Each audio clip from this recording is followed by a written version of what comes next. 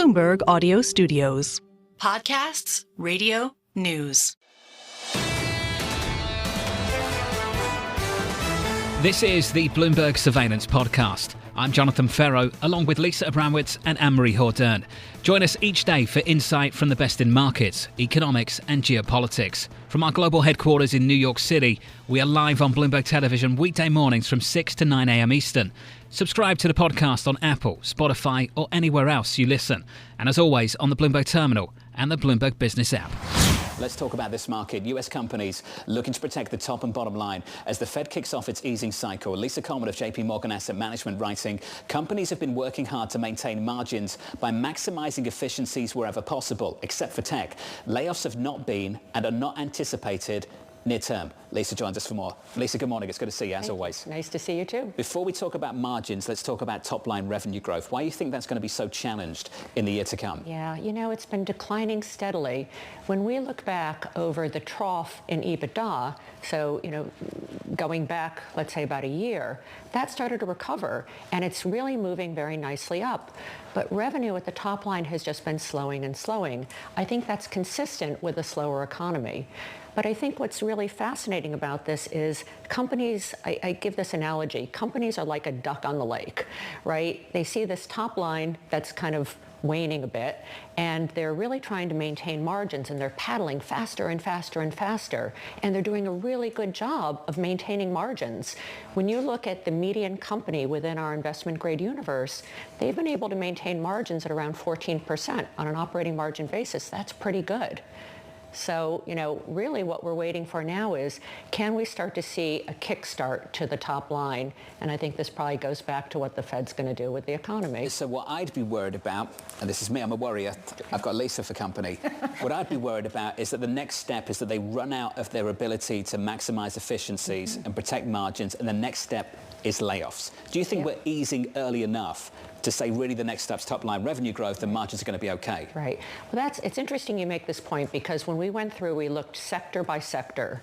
And as you mentioned in your lead-in, it's really just tech that has been the one area that's been laying off. Now, tech has been using layoffs as a way to maintain margins for probably the better part of 2 years. So this is not a new phenomenon with tech. But you're right, other sectors really have not. And, we can look at, how they've maintained margins. So you look at energy companies, there's technological change. Companies have been very good about making acquisitions where they had more contiguous acreage. So there's no need to make layoffs there. Even the spot of consumer goods, for example, companies built in a lot of resiliency in light of the supply chain problems that we had earlier. But maybe they don't need that anymore. So, we've had the efficiencies come through. But I think you're right. If we don't start to see an improvement in the top line, can employment start to be the lever that they pull? So far, I think there's been a reluctance, and maybe it's a little PTSD after what happened during COVID with finding people, training people, and the like. But I think it's something that we're a little bit on a precipice here. I love the granularity that you have when you look under the hood. And I want to go a little further and talk about the nature of how these companies look at employment, because it speaks to the uncertainty that we see in the data. How much are companies not making broad-based layoffs, but not hiring either, and kind of relying on attrition and expecting to end up with a smaller footprint relative to the size of their businesses? And I'm thinking of U.S. banks, where CEOs have even come out and said that that's going to be the future. I mean, is that kind of what you're seeing in terms of this paddling duck type of corporate sphere that we're looking at? So far, not yet. I think if I were to get down to that level of granularity, I think we'd see that there is not necessarily new hiring. And so you know how the drill goes. You take away the job openings that might be posted. Maybe you pull back there, so you're not actually removing workers from your company. But I don't know. I think as we maybe go further down the road, if we don't see the economy start to pick up, as John was saying earlier, I think we are going to see maybe some deeper layoffs. But again, nothing to indicate that at this point. Everything, it's like the calm waters on the top, the duck just paddling along. So moving from 1,000 feet to 5,000 feet, there's a question about the U.S. We're talking about companies here and their ability to withstand and maintain that 14% margin. How different are things right now in Europe, in particular in Germany, in the sphere that you're looking at? Yeah, very, very different. So we did a little comparison across Europe. We looked across sectors and said, who's doing well in Europe and who's not doing well?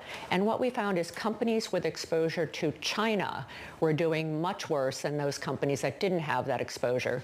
So just to throw a few numbers on it, if you look at EBITDA growth through the end of the year that we're projecting, for Europe in general, we're thinking around 3%. If you're looking at companies with exposure to China, we're seeing those companies down 5%. So it is a vast difference. Now, granted, some of that is influenced by auto manufacturers. And auto is not just about China. There are other issues. But yet, you see it in companies with retail exposure, with consumer products. They're all starting to see or feeling that downturn and that lack of growth that's coming through in China. And I think that is the big difference between U.S. companies and many companies in Europe, is that China representation. Lisa, do you think that's an opportunity, given the easing we've started to see from Chinese authorities in the past 24 hours? Yeah, I think it's too early to know. I really do. We're just at the very early stages. I mean, autos are a different one, different kettle of fish here, because the China story is much more complex for autos. What a lot of people may not realize is when you start to look through the surface at auto manufacturers, particularly European ones, where they're making their most money in China is not on EVs, but on ICE vehicles. And ICE vehicles are considered to be premium vehicles in China. Now, if you start to get tariffs put on Chinese EVs by the European authorities, do you get retaliation on ICE vehicles in China? So there you have, a little bit of a nuanced situation. And of course, as you alluded to earlier, for some of the auto manufacturers, there are very aggressive targets for emissions coming through. And that's really forced a lot of these companies into making very large capital investments, particularly at a time now we're seeing with EV demand starting to wane. How investable are auto credit right now in Europe? I think when we talk to the ratings agencies, what we're told is they will have some time. There is not an imminent downgrade expected for these companies. And when you look back, think about during the COVID period, these companies made a lot of money. And so they have really a little bit of money in the bank, let's put it that way. When we look at leverage, it's very low. Margins are still pretty good, but they're coming down. So again, the health is not bad. The ratings agencies don't appear to be primed, at least at this point, for downgrades. But I think you're subject to headline risk. And that is likely to continue for the next month, 2 months.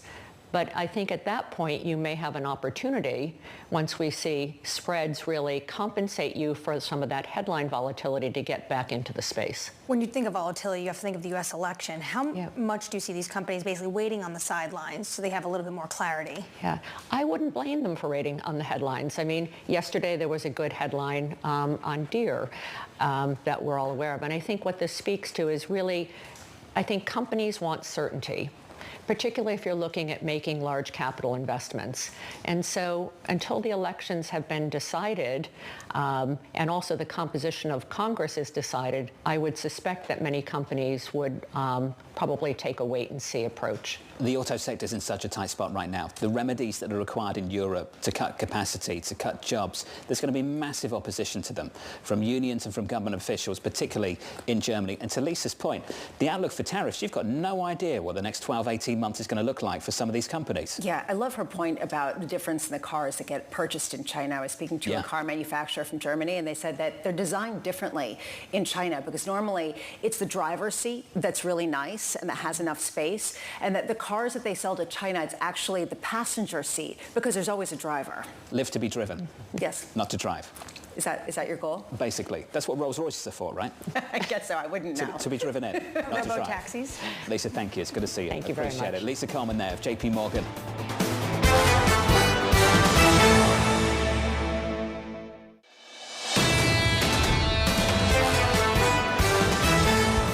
page to this story, the OECD releasing its latest economic outlook, expecting global GDP to stabilise with continued disinflation. Central banks still have room to cut rates, but debt sustainability is still a top issue. Joining us now, Alvaro Pereira, Chief Economist at the OECD. Alvaro, welcome to the programme, sir. I want to begin with the United States and get to some of your forecast on the US for GDP. Growth in the United States projected to slow but be cushioned by monetary policy, with growth projected to be at 2.6% in 24 this year and 1.6% in 25. Two-part question: why the slowdown, one, and two, why do you think we can actually stabilise around 1.5% GDP in America and not go to someplace worse? Well, good morning. Great to be on the show. Well, first of all, I think it's important to realize that we're talking about a very robust U.S. economy compared to the rest of the world, because we come back to China. China's slowing down quite significantly. We also think that Europe is not doing as well as it could, and other parts of the world are not doing so well. So under the circumstances, knowing that we had a huge pandemic and a big energy crisis, the United States is doing fairly okay. So what explains the slowdown? Well, first of all, there's a statistical a carryover issue, which basically the last quarter of 2023 was stronger than we expected. It has a statistical carryover, and so that explains part of the slowdown. And so if you take into account quarter on quarter, we would forecast, 1.9 for a slowdown will be from 1.9 to 1.6. But the second issue, why is this happening? Well, first of all, it has to do with consumption, and so a lot of people had savings during the pandemic, and they are running out, and so this is not so good for consumption. So there's slowdown in consumption. There will be a slowdown in government consumption, which is welcome, because we think that both the deficit and the debt in the United States, we should go back to fiscally prudent policies. So I think it's very important to go there. And obviously there's also an issue regarding exports and investment. But we think that main reasons why the United States will continue to do well is because it continues to be a very dynamic economy compared to other parts of the world, even though certainly the slowdown is explained by the consumption, both of the government and the individuals. You make a great case for why we could see something of a slowdown in the U.S., but still why the U.S. is a better growth trajectory than, say, Europe. So then why did you have the Euro region actually increasing to 1.3%? I know it's downgraded from your previous estimate in 2025, but where are the accelerators to get us away from what we're seeing now, especially given some of the trajectory in the industrial base in Germany? Well, Germany's almost stagnated this year, almost close to zero this year. We see France doing a little bit better, partly because of the Olympics, but partly because of consumption as well, 1.2%. And we have Italy doing so-so, Spain much stronger. Next year, we think that there'll be higher growth in Europe, and not fantastic, when we're talking still 1.3%, but we see higher growth because we think that the recovery that we see in terms of purchasing power will continue. So because wages are recovering, and so I think this will have an impact on consumption. But we also think that some investment will take place, partly linked to the resilience fund that were spent by the Europeans on infrastructure projects. So this will help a little bit. So that's what explains a little bit better performance of Europe, but certainly not spectacular growth rates. All things being equal, where is the growth really going to come from? Where is the growth engine, the new growth engine in Europe, at a time where some of the challenges for Germany are structural, especially at a time where Chinese growth has been unreliable? I think you just mentioned something that is absolutely essential. Part of the problems with Germany right now are cyclical. So it's coming out of the energy crisis, and we know that there's been a downward trajectory for part of their manufacturing, but also services, and also because consumers in Germany have been very prudent, so they've been saving more than other parts of Europe.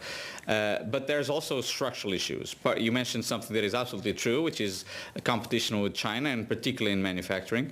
And there's less demand from China as well for German manufacturing, so that is having an impact. But also there's another issue that I think is important to highlight. We think that Germans should focus on, first of all, improving their infrastructure, especially on digital infrastructure. They are lagging compared to other parts of Europe.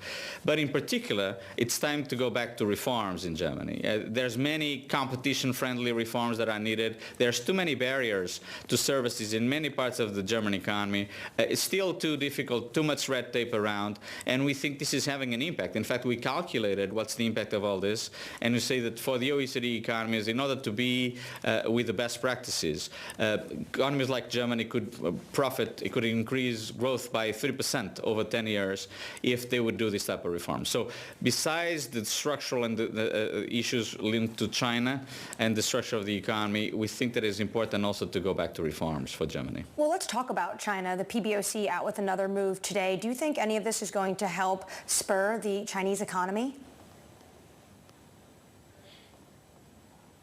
Well, we are forecasting 4.9% for this year and 4.5% next year. This was before the stimulus. But I don't think that there'll be a huge change in the forecast right now for two reasons. We know that their exports, Chinese exports, are doing fairly well. In terms of manufacturing in particular, they're doing fairly well. But consumption continues to be a bit subdued in China. So this could help. Some of these measures could help a little bit. But we think really the main ailment of China continues to be high debt, private debt. So remember, private debt is there, about 170% of GDP. It's mostly quasi because it's SOE debt, but it's quite private debt. And on top of this, we know that there is a very large real estate market, much larger than most economies. And so there's some adjustment that will have to continue. And so the question is whether these measures will be able to help demand or not. It's a question mark that we'll see in the next few months. But to be honest with you, if you look at the historical examples of other countries, when you have a big real estate adjustment, very often it takes a bit longer than authorities would like. Alvaro, appreciate the update. As always, sirs, thanks for joining Bloomberg.